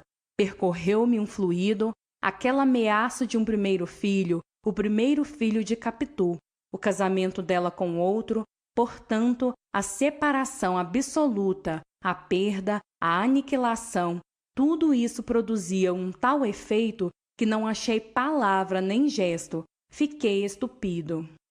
Capitu sorria. Eu via o primeiro filho brincando no chão. Fim da seção número 9. Seção 10. Capítulo 46. As pazes. As pazes fazem-se como a guerra, depressa. Buscasse eu neste livro a minha glória e diria que as negociações partiram de mim, mas não. Foi ela que as iniciou. Alguns instantes depois, como eu estivesse cabisbaixo, ela abaixou também a cabeça, mas voltando os olhos para cima, a fim de ver os meus. Fiz-me de rogado. Depois Quis levantar-me para ir embora, mas nem me levantei, nem sei se iria. Capitu fitou-me os olhos tão ternos e a posição os fazia tão súplices que me deixei ficar. Passei-lhe o braço pela cintura, ela pegou-me na ponta dos dedos e... Outra vez Dona Fortunata apareceu à porta da casa. Não sei para quê, se nem me deixou tempo de puxar o braço. Desapareceu logo. Podia ser um simples descargo de consciência, uma cerimônia, como as rezas de obrigação, sem devoção, que se dizem de tropel, a não ser que fosse para certificar aos próprios olhos a realidade que o coração lhe dizia. Fosse o que fosse, o meu braço continuou a apertar a cintura da filha, e foi assim que nos pacificamos. O bonito é que cada um de nós queria agora as culpas para si, e pedíamos reciprocamente perdão. Capitu alegava a insônia, a dor de cabeça, o abatimento do espírito e, finalmente, os seus calundus. Eu, que era muito chorão por esse tempo, senti os olhos molhados. Era amor puro, era efeito dos padecimentos da amiguinha, era a ternura da reconciliação. Capítulo 47. A senhora saiu. Está bom, acabou, disse eu finalmente. Mas explique-me só uma coisa. Por que é que você me perguntou se eu tinha medo de apanhar? Não foi por nada, respondeu Capitu, depois de alguma hesitação. Para que bolir nisso? Diga sempre, foi por causa do seminário? Foi. Ouvi dizer que lá dão pancada. Não? Eu também não creio. A explicação agradou-me, não tinha outra. Se, como penso, Capitu não disse a verdade, força é reconhecer que não podia dizê-la. E a mentira é dessas criadas que se dão pressa em responder às visitas que a senhora saiu, quando a senhora não quer falar a ninguém. Há nessa cumplicidade um gosto particular. O pecado em comum iguala, por instantes, a condição das pessoas, não contando o prazer que dá a cara das visitas enganadas e as costas com que elas descem. A verdade não saiu, ficou em casa, no coração de Capitu, cochilando o seu arrependimento. Eu não desci triste nem zangado. Achei a criada galante, apetecível, melhor que a ama. As andorinhas vinham agora em sentido contrário ou não seriam as mesmas. Nós é que éramos os mesmos. Ali ficamos somando as nossas ilusões, os nossos temores, começando já a somar as nossas saudades. Capítulo 48. Juramento do Poço. Não, exclamei de repente. Não quê? Tinha havido alguns minutos de silêncio durante os quais refleti muito e acabei por uma ideia. O tom da reclamação, porém, foi tão alto que espantou a minha vizinha. Não há de ser assim, continuei. Dizem que não estamos em idade de casar, que somos crianças, criançolas. Já ouvi dizer criançolas. Bem, mas 2 ou 3 anos passam depressa. Você jura uma coisa? Jura que só há de casar comigo? Capitu não hesitou em jurar, e até lhe vi as faces vermelhas de prazer. Jurou 2 vezes e uma terceira. Ainda que você case com outra, cumprirei o meu juramento, não casando nunca. Que eu case com outra? Tudo pode ser, Bentinho. Você pode achar outra moça que lhe queira, apaixonar-se por ela e casar. Quem sou eu para você lembrar-se de mim nessa ocasião? Mas eu também juro, Capitu, juro por Deus Nosso Senhor que só me casarei com você. Basta isto? Devia bastar, disse ela. Eu não me atrevo a pedir mais. Sim, você jura, mas juremos por outro modo. Juremos que nos havemos de casar um com outro, haja o que houver. Compreendeis a diferença? Era mais que a eleição do cônjuge, era a afirmação do matrimônio. A cabeça da minha amiga sabia pensar claro e depressa. Realmente a fórmula anterior era limitada, apenas exclusiva.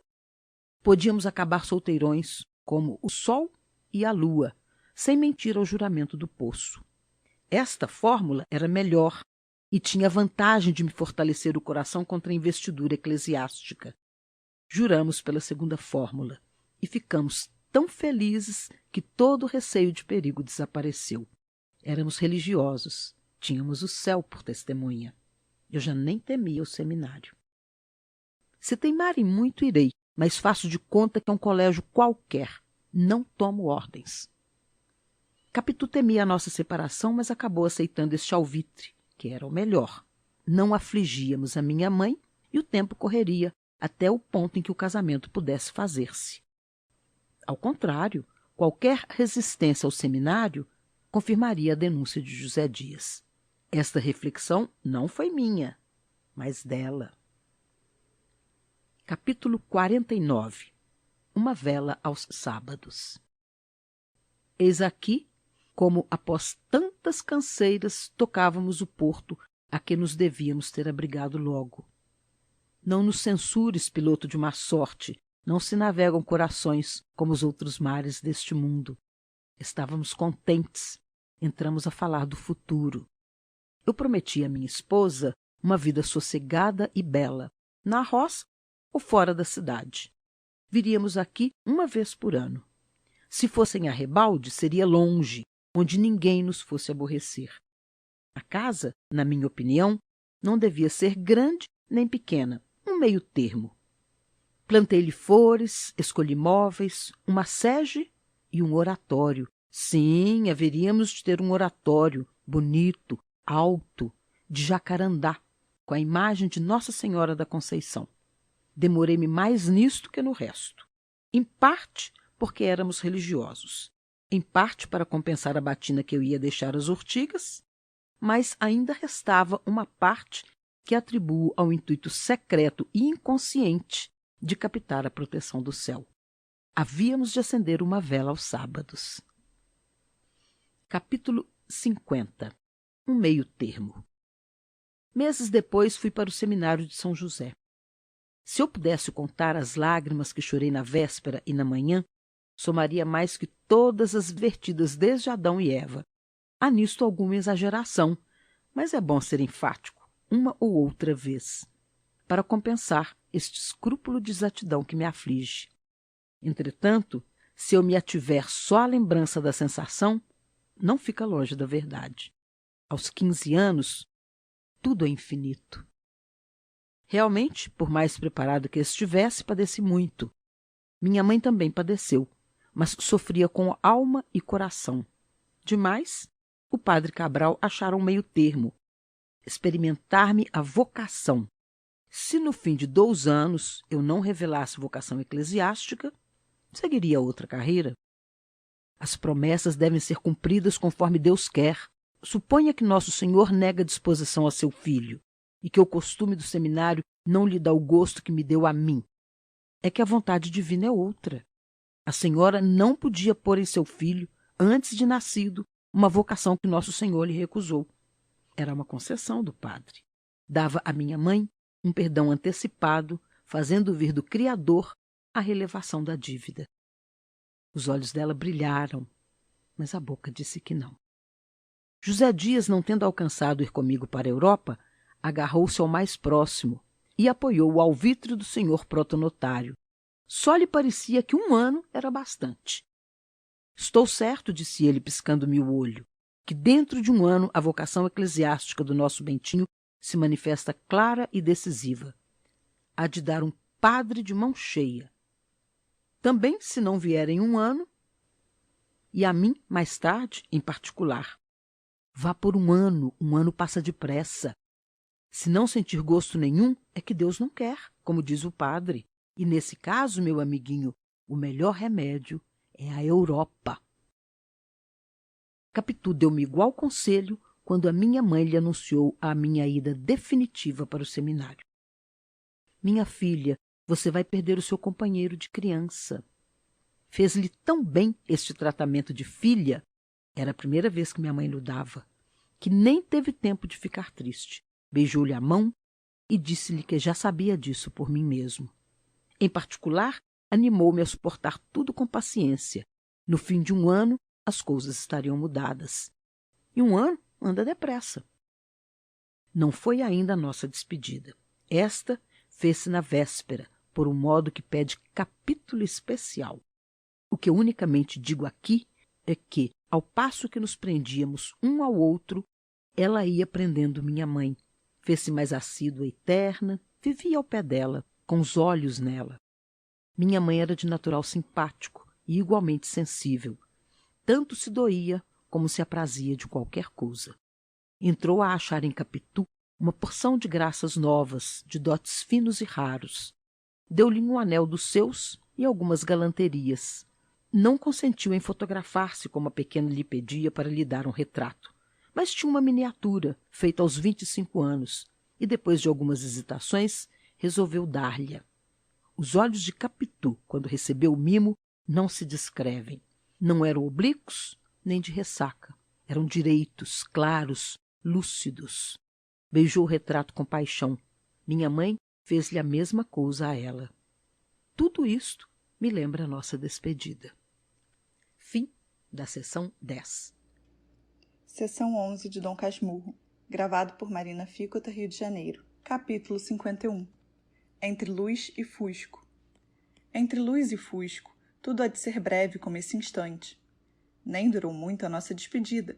Foi o mais que pôde, em casa dela, na sala de visitas, antes do acender das velas. Aí é que nos despedimos de uma vez. Juramos novamente que havíamos de casar um com o outro. E não foi só o aperto de mão que selou o contrato, como no quintal. Foi a conjunção das nossas bocas amorosas. Talvez risque isto na impressão. Se até lá não pensar de outra maneira. Se pensar, fica. E desde já fica. Porque, em verdade, é a nossa defesa. O que o mandamento divino quer é que não juremos em vão pelo santo nome de Deus. Eu não ia mentir ao seminário, uma vez que levava um contrato feito no próprio cartório do céu. Quanto ao selo, Deus, como fez as mãos limpas, assim fez os lábios limpos, e a malícia está antes na tua cabeça perversa que na daquele casal de adolescentes. Ó, minha doce companheira de meninice, eu era puro, e puro fiquei, e puro entrei na aula de São José a buscar de aparência a investidura sacerdotal, e antes dela a vocação. Mas a vocação eras tu, a investidura eras tu. Capítulo 52. O velho Pádua. Já agora, conto também os adeuses do velho Pádua. Logo cedo veio à nossa casa. Minha mãe disse-lhe que fosse falar-me ao quarto. Dá licença? Perguntou, metendo a cabeça pela porta. Fui apertar-lhe a mão. Ele abraçou-me com ternura.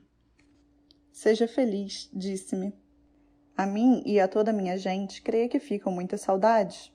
Todos nós estimamos muito o senhor, como merece. Se lhe disserem outra coisa, não acredite. São intrigas. Também eu, quando me casei, fui vítima de intrigas. Desfizeram-se. Deus é grande e descobre a verdade. Se algum dia perder sua mãe e seu tio, coisa que eu, por esta luz que me alumia, não desejo, porque são boas pessoas, excedentes pessoas, e eu sou grato às finezas recebidas. Não, eu não sou como outros, certos parasitas, vindos de fora para a desunião das famílias, aduladores baixos. Não, eu sou de outra espécie. Não vivo papando os jantares nem morando em casa alheia. Enfim, são os mais felizes. Por que falará assim? Pensei. Naturalmente sabe que José Dias diz mal dele. Mas, como ia dizendo, se algum dia perder os seus parentes, pode contar com a nossa companhia. Não é suficiente em importância, mas a afeição é imensa, creia. Padre que seja, a nossa casa está às suas ordens. Quero só que me não esqueça. Não esqueço o velho Pádua, suspirou e continuou. Não esqueço o seu velho Pádua, e se tem algum trapinho que me deixe em lembrança, um caderno latino, qualquer coisa, um botão de colete, coisa que já não lhe preste para nada, o valer é a lembrança. Tive um sobressalto. Havia embrulhado em um papel um cacho dos meus cabelos, tão grandes e tão bonitos, cortados na véspera. A intenção era levá-los a Capitu ao sair, mas tive ideia de dá-lo ao pai. A filha saberia tomá-lo e guardá-lo. Peguei do embrulho e dei-lhe. Aqui está. Guarde. Um caixinho dos seus cabelos, exclamou Pádua, abrindo e fechando o embrulho. Oh, obrigado, obrigado por mim e pela minha gente. Vou dá-lo à velha, para guardá-lo, ou à pequena, que é mais cuidadosa que a mãe. Que lindos que são! Como é que se corta uma beleza dessas? Dá cá um abraço. Outro, mais outro. Adeus. Tinha os olhos úmidos deveras. Levava a cara dos desenganados. como quem empregou em um só bilhete todas as suas economias de esperanças, e vê sair branco o maldito número, um número tão bonito. Capítulo 53. A caminho. Fui para o seminário. Poupa-me as outras despedidas. Minha mãe apertava-me ao peito. Prima Justina suspirava. Talvez chorasse mal ou nada. Há pessoas a quem as lágrimas não acodem logo nem nunca. Disse que padecem mais que as outras. Prima Justina disfarçava naturalmente os seus padecimentos íntimos, emendando os descuidos da minha mãe, fazendo-me recomendações, dando ordens. Tio Cosme, quando eu lhe beijei a mão em despedida, disse-me rindo: "Anda lá, rapaz, volta-me papa." José Dias, composto e grave, não dizia nada a princípio. Tínhamos falado na véspera, no quarto dele, onde fui ver se era ainda possível evitar o seminário. Já não era, mas deu-me esperanças e principalmente animou-me muito. Antes de 1 ano estaríamos a bordo. Como eu achasse muito breve, explicou-se: "Dizem que não é bom tempo de atravessar o Atlântico. Vou indagar. Se não for, iremos em março ou abril. Posso estudar medicina aqui mesmo." José Dias correu os dedos pelos suspensórios com um gesto de impaciência. Apertou os beiços até que formalmente rejeitou o alvitre. "Não duvidaria aprovar a ideia", disse ele, "se na escola de medicina não ensinassem exclusivamente a podridão alopata. A alopatia é o erro dos séculos e vai morrer. É o assassinato, é a mentira, é a ilusão. Se lhe disserem que pode aprender na escola de medicina aquela parte da ciência comum a todos os sistemas, é verdade. A alopatia é erro na terapêutica, fisiologia, anatomia, patologia não são alopáticas nem homeopáticas, mas é melhor aprender logo tudo de uma vez, por livros e por língua de homens cultores da verdade." Assim, falara na véspera e no quarto. Agora não dizia nada, ou proferia algum aforismo sobre religião e a família. Lembro-me deste: "Dividi-lo com Deus é ainda possuí-lo." Quando minha mãe me deu o último beijo, "Quadro amantíssimo", suspirou ele. Era manhã de um lindo dia. Os moleques cochichavam, as escravas tomavam a bênção. "Bênção, meu bentinho. Não se esqueça de sua Joana. Sua Miquelina fica rezando por vós-mecê." Na rua, José Dias insistiu nas esperanças. "Aguente 1 ano. Até lá, tudo estará arranjado." Capítulo 54. Panegírico de Santa Mônica. No seminário... não vou contar do seminário. Nem me bastaria isso um capítulo. Não, senhor meu amigo. Algum dia sim. É possível que componha um abreviado do que ali vi e vivi, das pessoas que tratei, dos costumes, de todo o resto. Esta sarna de escrever, quando pega aos 50 anos, não despega mais. Na mocidade é possível curar-se um homem dela, e sem ir mais longe. Aqui mesmo no seminário tive um companheiro que compôs versos, à maneira dos de Junqueira Freire, cujo livro de frade poeta era recente. Ordenou-se. Anos depois, encontrei-o no coro de São Pedro, e pedi-lhe que me mostrasse os versos novos. "Que versos?" perguntou meio espantado. "Os seus? Pois se não lembra que no seminário..." "Ah!" sorriu ele. Sorriu, e continuando a procurar num livro aberto a hora em que tinha do cantar no dia seguinte, confessou-me que não fizera mais versos depois de ordenado. Foram cócegas da mocidade. Coçou-se, passou, estava bom. E falou-me em prosa de uma infinidade de coisas do dia, a vida cara, um sermão do padre X, uma vigairaria mineira. Contrário a isso, foi um seminarista que não seguiu a carreira. Chamava-se... não é preciso dizer o nome, baixe o caso. Tinha composto um panegírico de Santa Mônica, elogiado por algumas pessoas e então lido entre os seminaristas. Alcançou licença de imprimi-lo. O dedicou a Santo Agostinho. Tudo isso é história velha. O que é mais moço é que um dia, em 1882, indo ver certo negócio em repartição da Marinha, ali dei com esse meu colega, feito chefe de uma seção administrativa. Deixara seminário, deixara letras, casar e esquecera tudo, menos o panegírico de Santa Mônica, umas 29 páginas, que veio distribuindo pela vida afora. Como eu precisasse de algumas informações, fui pedir-lhes, e seria impossível achar melhor nem mais prompta vontade. Deu-me tudo, claro, certo, copioso. Naturalmente conversamos do passado, memórias pessoais, casos de estudo, incidentes de nada, um livro, um verbo, um mote, Toda a velha palhada saiu cá fora, e rimos juntos e suspiramos de companhia. Vivemos algum tempo do nosso velho seminário. Ou porque eram dele, ou porque éramos então moços, as recordações traziam tal poder de felicidade que, se alguma sombra contrária houve então, não apareceu agora. Ele confessou-me que perdera de vista todos os companheiros do seminário. Também eu. Quase todos, uma vez ordenados, voltaram naturalmente às suas províncias, e os daqui tomaram vigararias fora. Bom tempo, suspirou ele, e após alguma reflexão, fitando em mim uns olhos murchos e teimosos, perguntou-me: conservou o meu panegírico? Não achei que dizer. Tentei mover os beiços, mas não tinha palavra. Afinal perguntei: panegírico? Que panegírico? O meu panegírico de Santa Mônica. Não me lembrou logo, mas a explicação devia bastar. Depois de alguns instantes de pesquisa mental, respondi que por muito tempo conservara, mas as mudanças, as viagens... Hei de levar-lhe um exemplar. Antes de 24 horas estava em minha casa com um folheto, um velho folheto de 26 anos, encardido, manchado de tempo, mas sem lacuna, e com uma dedicatória manuscrita e respeitosa. É o penúltimo exemplar, disse-me. Agora só me resta um, que não posso dar a ninguém. E como me visse folhear o opúsculo? Veja se lhe lembra algum pedaço, disse-me. 26 anos de intervalo fazem morrer amizades mais estreitas e assíduas, mas era cortesia, era quase caridade, recordar alguma lauda. Li uma delas, acentuando certas frases para lhe dar a impressão de que achava um eco em minha memória. Concordou que fossem belas, mas preferia outras, e apontou-as. Recorda-se bem? Perfeitamente. Panegírico de Santa Mônica. Como isso me faz remontar os anos da minha mocidade? Nunca me esqueceu o seminário, creia. Os anos passam, os acontecimentos vêm uns sobre os outros, e as sensações também, e vieram amizades novas, que também se foram depois, como é a lei da vida. Pois, meu caro colega, nada fez apagar aquele tempo da nossa convivência.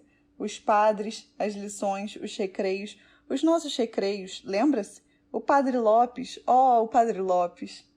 Ele, com os olhos no ar, devia estar ouvindo, e naturalmente ouvia, mas só me disse uma palavra, e ainda assim depois de algum tempo de silêncio, recolhendo os olhos e um suspiro. Tem agradado muito este meu panegírico. Capítulo 55. Um soneto. Dita a palavra, apertou-me as mãos com as forças todas de um vasto agradecimento. Despediu-se e saiu. Fiquei só com um panegírico, e o que as folhas dele me lembraram foi tal que merece um capítulo ou mais. Antes, porém, e porque também eu tive o meu panegírico, contarei a história de um soneto que nunca fiz. Era no tempo do seminário, e o primeiro verso é o que ides ler. Ó, flor do céu! Ó, flor cândida e pura! Como e por que me saiu este verso da cabeça, não sei. Saiu assim. Estando eu na cama, com uma exclamação solta, e, ao notar que tinha medida de verso, pensei em compor com ele alguma coisa, um soneto. A insônia, musa de olhos arregalados, não me deixou dormir uma longa hora ou duas. As cócegas pediam-me unhas, e eu coçava-me com alma. Não escolhi logo o soneto. A princípio, cuidei de outra forma. E tanto de rima como de verso solto, mas afinal ative-me ao soneto. Era um poema breve e prestadio. Quanto à ideia, o primeiro verso não era ainda uma ideia, era uma exclamação. A ideia viria depois. Assim, na cama, envolvido no lençol, tratei de poetar. Tinha o alvoroço da mãe que sente o filho, e o primeiro filho. Ia ser poeta. Ia competir com aquele monge da Bahia, pouco antes revelado, e então na moda. Eu, seminarista, diria em versos as minhas tristezas, como ele dissera as suas no claustro. Decorei bem o verso e repetia-o, em voz baixa, aos lençóis. Francamente, achava-o bonito, e ainda agora não me parece mal. Ó, flor do céu! Ó, flor cândida e pura! Quem era a flor? Capitu, naturalmente. Mas podia ser a virtude, a poesia, a religião, qualquer outro conceito a que coubesse a metáfora da flor, e flor do céu. Aguardei o resto, recitando sempre o verso e deitando ora sobre o lado direito, ora sobre o esquerdo. Atinai, deixei-me estar de costas, com os olhos no teto, mas nem assim vinha mais nada. Então, adverti que os sonetos mais gabados eram os que concluíam com chave de ouro. Isto é, Um desses versos capitais no sentido e na forma. Pensei em forjar uma de tais chaves, considerando que o verso final, saindo cronologicamente dos 13 anteriores, com dificuldade traria a perfeição louvada. Imaginei que tais chaves eram fundidas antes da fechadura. Assim foi que me determinei a compor o último verso do soneto, e, depois de muito suar, saiu este. Perde-se a vida, ganha-se a batalha. Sem vaidade e falando como se fosse de outro, era um verso magnífico, sonoro, não há dúvida, e tinha um pensamento. A vitória ganha à custa da própria vida, pensamento alevantado e nobre. Que não fosse novidade é possível, mas também não era vulgar. E ainda agora não explico por que via misteriosa entrou numa cabeça de tão poucos anos. Naquela ocasião, achei-o sublime. Recitei uma e muitas vezes a chave de ouro. Depois, repeti os 2 versos seguidamente e dispus-me a ligá-los pelos 12 centrais. A ideia agora, à vista do último verso, pareceu-me melhor não ser Capitu. Seria justiça. Era mais próprio dizer que, na pugna pela justiça, perder-se-ia acaso a vida, mas a batalha ficava ganha. Também me ocorreu aceitar a batalha, no sentido natural, e fazer dela a luta pela pátria, por exemplo. Nesse caso, a flor do céu seria a liberdade. Esta acepção, porém, sendo o poeta um seminarista, podia não caber tanto como a primeira. E gastei alguns minutos em escolher uma ou outra. Achei melhor a justiça, mas afinal aceitei definitivamente uma ideia nova, a caridade, e recitei os 2 versos, cada um a seu modo, um languidamente. Ó, flor do céu! Ó, flor cândida e pura! E o outro com grande brio. Perde-se a vida, ganha-se a batalha. A sensação que tive é que ia sair um soneto perfeito. Começar bem e acabar bem não era pouco. Para me dar um banho de inspiração, evoquei alguns sonetos célebres e notei que os mais deles eram facílimos. Os versos saíam uns dos outros com a ideia em si, tão naturalmente que se não acabava de crer se ela é que os fizera, se eles é que a suscitavam. Então, tornavam o meu soneto, e novamente repeti o primeiro verso, e esperava o segundo. O segundo não vinha, nem terceiro, nem quarto, não vinha nenhum. Tive alguns ímpetos de raiva, e mais de uma vez pensei em sair da cama e ir ver tinta e papel. Pode ser que, escrevendo, os versos acudissem, mas, cansado de esperar, lembrou-me alterar o sentido do último verso com a simples transposição de 2 palavras, assim. Ganha-se a vida, perde-se a batalha. O sentido vinha a ser justamente o contrário, mas talvez isso mesmo trouxesse a inspiração. Neste caso era uma ironia. Não exercendo a caridade, pode-se ganhar a vida, mas perde-se a batalha do céu. Criei forças novas e esperei. Não tinha janela. Se tivesse, era possível que fosse pedir uma ideia à noite. E quem sabe se os vagalumes, luzindo cá embaixo, não seriam para mim como rimas das estrelas, e esta viva metáfora não me daria os versos esquivos, com os seus consoantes e sentidos próprios. Trabalhei em vão. Busquei, catei, esperei. Não vieram os versos. Pelo tempo adiante, escrevi algumas páginas em prosa. E agora estou compondo essa narração, não achando maior dificuldade que escrever bem ou mal. Pois, senhores, nada me consola daquele soneto que não fiz. Mas, como eu creio que os sonetos existem feitos, como as odes e os dramas, e as demais obras de arte, por uma razão de ordem metafísica, dou esses 2 versos ao primeiro desocupado que os quiser. Ao domingo, ou se estiver chovendo ou na roça, em qualquer ocasião de lazer, pode tentar ver se o soneto sai. Tudo é dar-lhe uma ideia e encher o centro que falta. Fim da seção 11.